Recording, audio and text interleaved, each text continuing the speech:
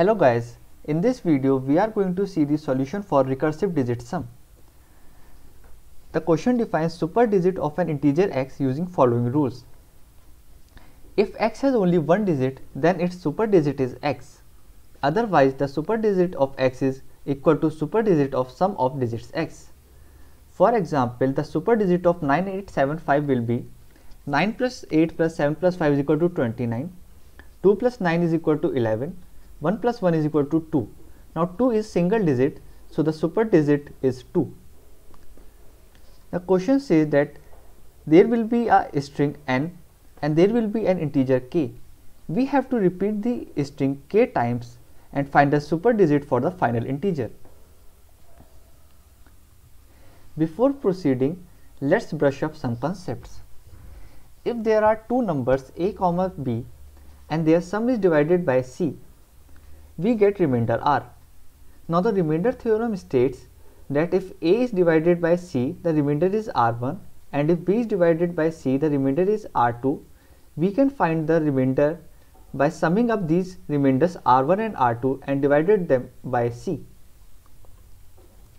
Now coming to the question, we have to reduce the sum of digits of a number to single digit. It is same as getting remainder when dividing the number by 9. For example, remainder when 12 is divided by 9 is equal to 3, 1 plus 2 is equal to 3. Remainder when 56 is divided by 9 is equal to 2. Now the sum of digits 5 plus 6 is equal to 11 and 1 plus 1 is equal to 2. Here we can see that 5 plus 6 is equal to 11, and if we divide 11 by 9, we are also getting the same remainder 2. Why this is happening? Let's say we have two digit number xy. We can write it as 10 into x plus y, which can be written as 9 into x plus y. Now we are trying to find x plus y, which is the remainder when we divided the number by 9, because 9 into x is divisible by 9. Now if x plus y is also a two digit number, we can further write it as 10 into a plus b, where a and b are the digits for that two digit number x plus y. Now it can be written as 9 into a plus b. Now if a plus b is single digit number, it will be superdigit. Now if we see 10 into x plus y is equal to 9 into x plus 9 into a plus b. Now a plus b is the final remainder which we are getting by dividing the number 9, because 9 into x plus 9 into a is divisible by 9. Let's see it with an example. If we take two digit number to be 56, x is equal to 5 and y is equal to 6. Now we have to find x plus y. So we can write it as 9 into 5 plus 6. It means we divided the number by 9 and we are getting remainder 5 plus 6. Now 5 plus 6 is 11. It means it can further be divided by 9. We can write it as 10 into 1 plus 1, which we can write as 10 into 1 plus 1 plus 1. Here a and b both are 1. Now if we see 1 plus 1 is equal to, which is the final remainder, and we cannot divide it further, so it is its superdigit. Now coming to the question, it says that there will be a string n. Let's take it as xy and integer k is equal to 2. So the final number will be xy and we have to find its superdigit. So it simply means if we take the sum of its digits and divide it by 9, we can get its superdigit. Now let's see one more scenario. Now n is equal to xy. We can write n as 10 into x plus y.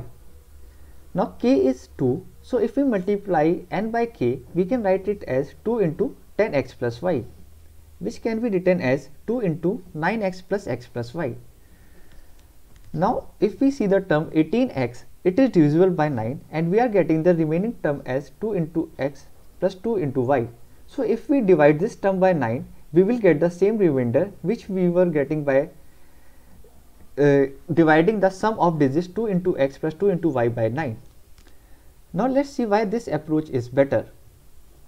If n is equal to xy, a very long integer, and k is equal to 10,000. So we will get p by repeating x, y dash dash dash 10,000 times, and it is computationally very heavy. But if we simply multiply n by k, we simply have to add 4 zeros at the end, and it is easy to compute.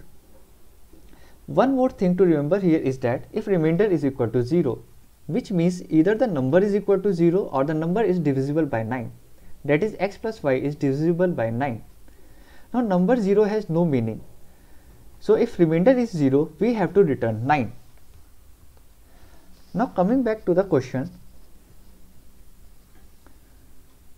we simply have to take x as int n into int k percentage 9, which means we will get the remainder when int n into int k is divided by 9. Now return x or 9, which means if x is equal to 0, return 9, otherwise return x. If we run the code,